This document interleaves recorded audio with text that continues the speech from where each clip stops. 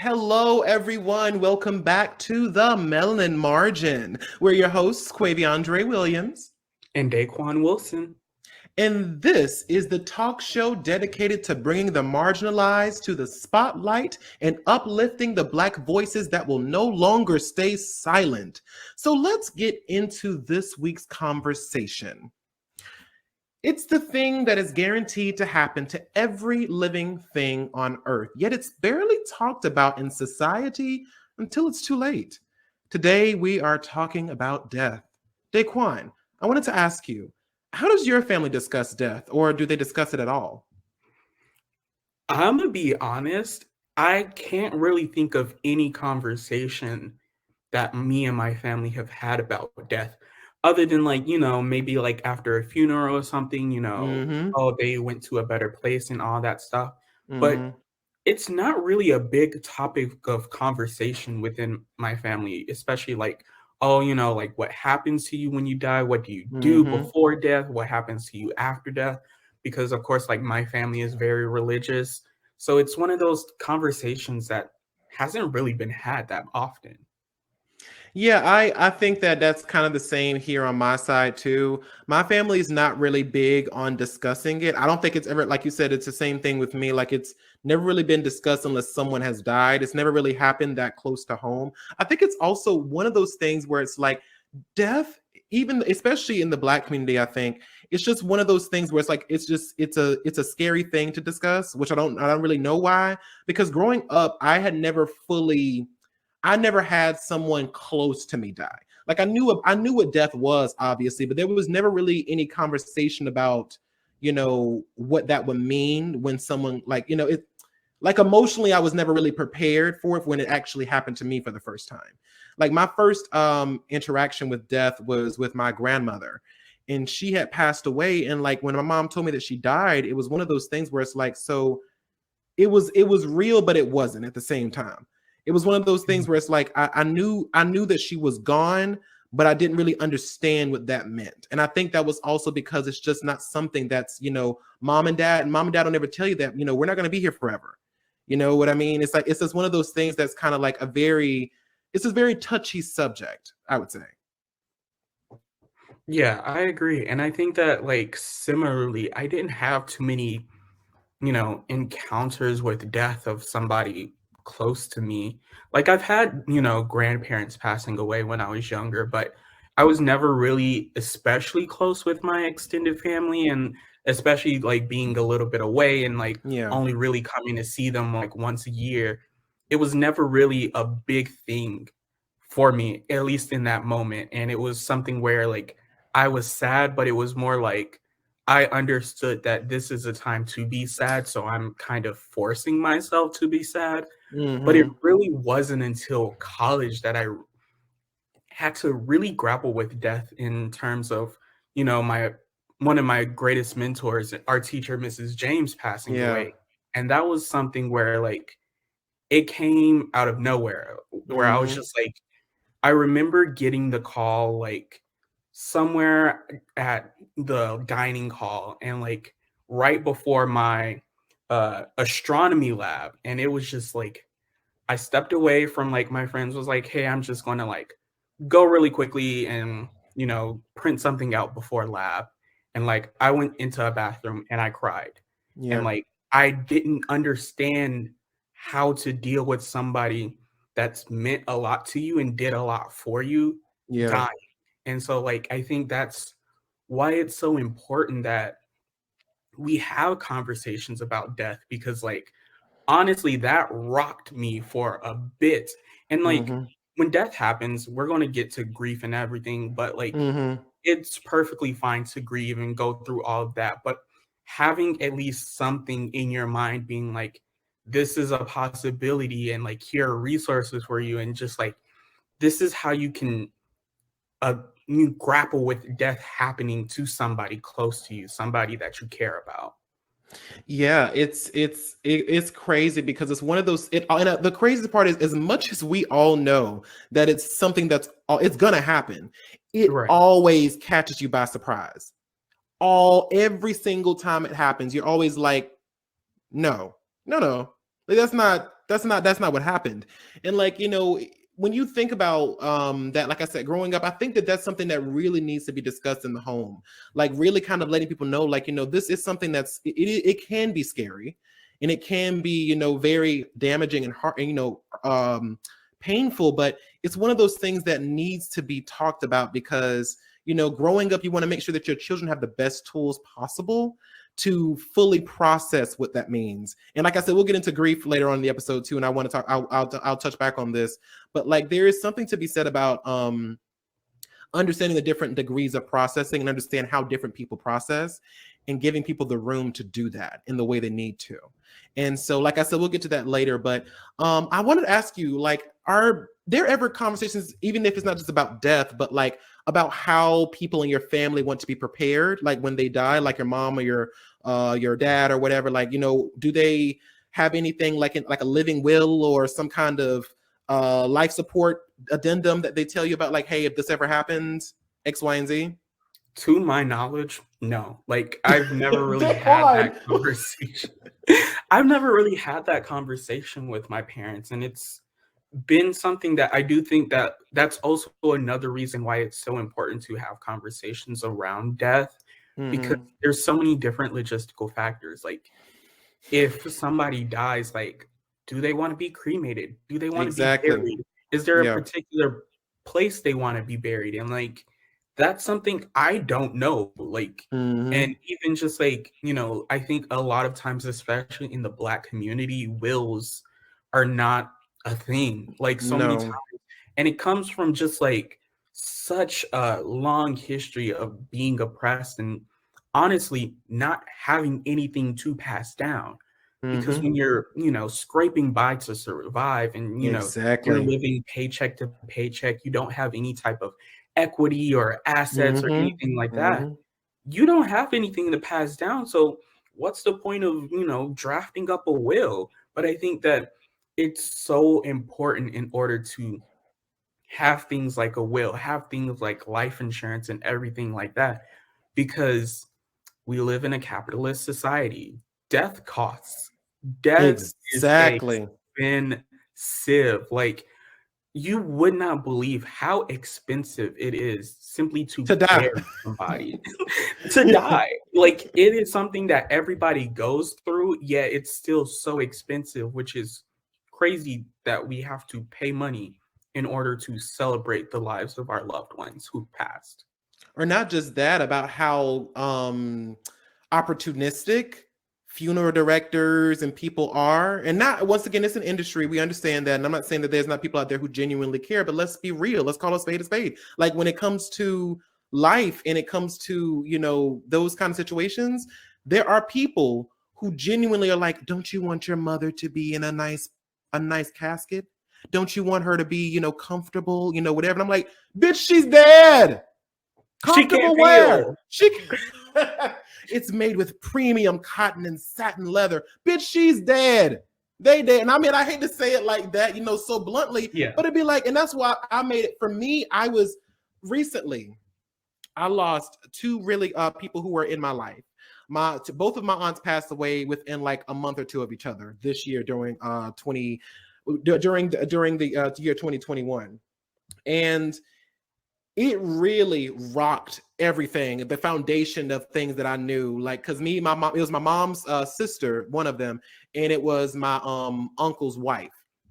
And, you know, their deaths were, I mean, again, shocking, because it just was not something that either one, like nobody was prepared for. Because of course, even when people are like life, all these other things like that, you know, you never, it's like I said before, it's always surprising every single time it happens.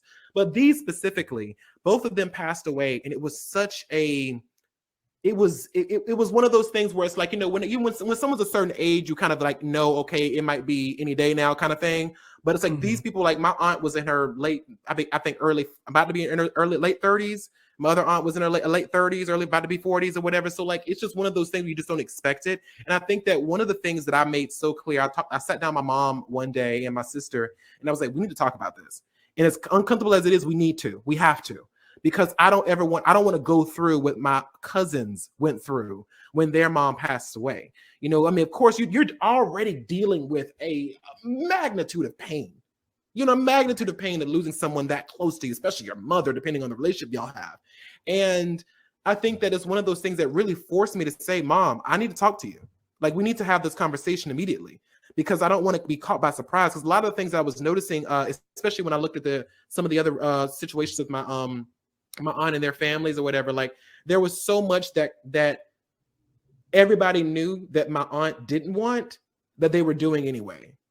And again, because there was nobody with a living trust or some kind of knowing what that person wants, like, they kept her on life support way longer than she wanted to be on it for.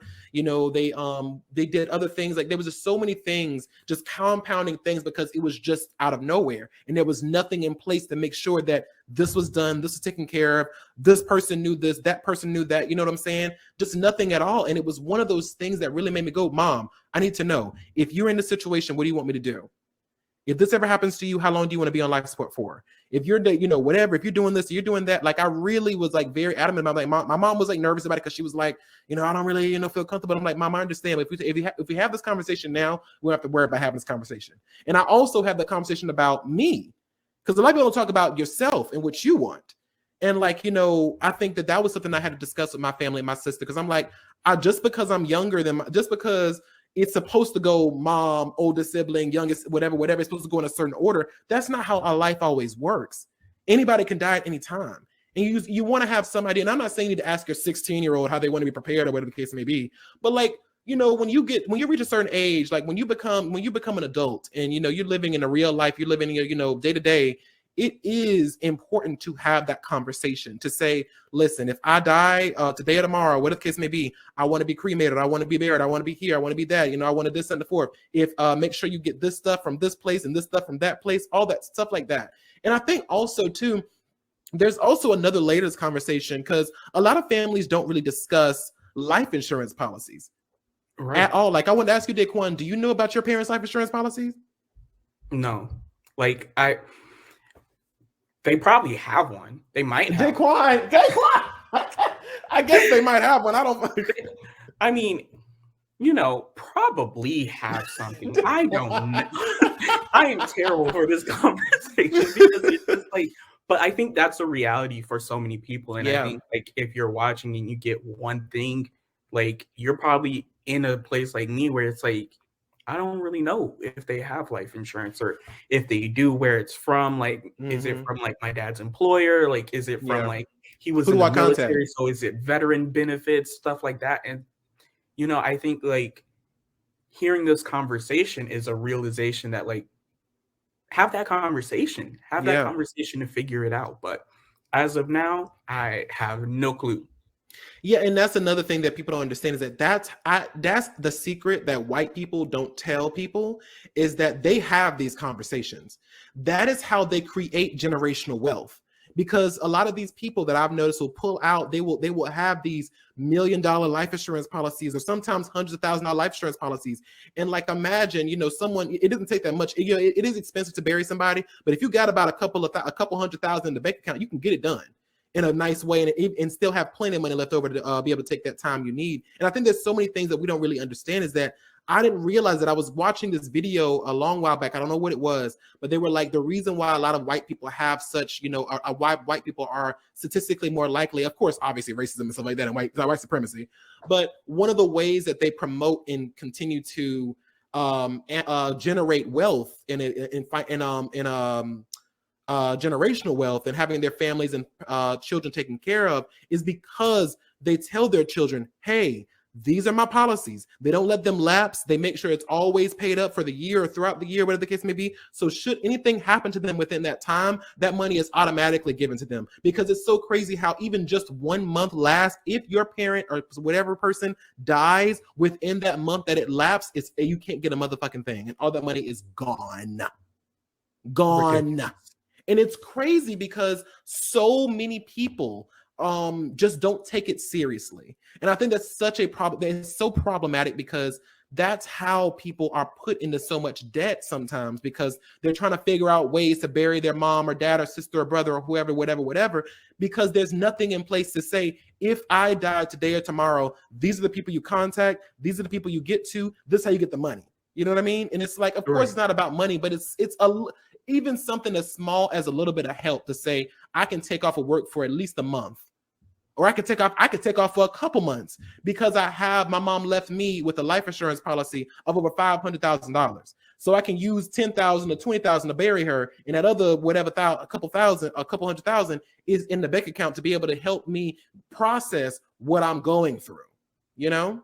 Yeah, exactly. And I also think that I think death is so mystified in the Black community, in the sense that a lot of these processes are brought into so many different conversations. Like, for Yeah. example, like if you died and you want to be an organ donor, I know so many people that are like, oh, I'm not going to sign up to be an organ donor because if I'm like barely living, they're just going to kill me to get my organs. Or they don't want to take out life insurance policies because if they feel like if they get a policy, then the insurance companies are going to be like, well, they already paid me, so let them die. Or there's all of these different Yeah. conversations of like mystifying everything that goes into the process of dying and, dealing with a loved one who died, that we don't talk about it. And therefore, it's so many different, I don't know the validity of any of those stories or whatever. I'm not going to say, but I think that it's one of those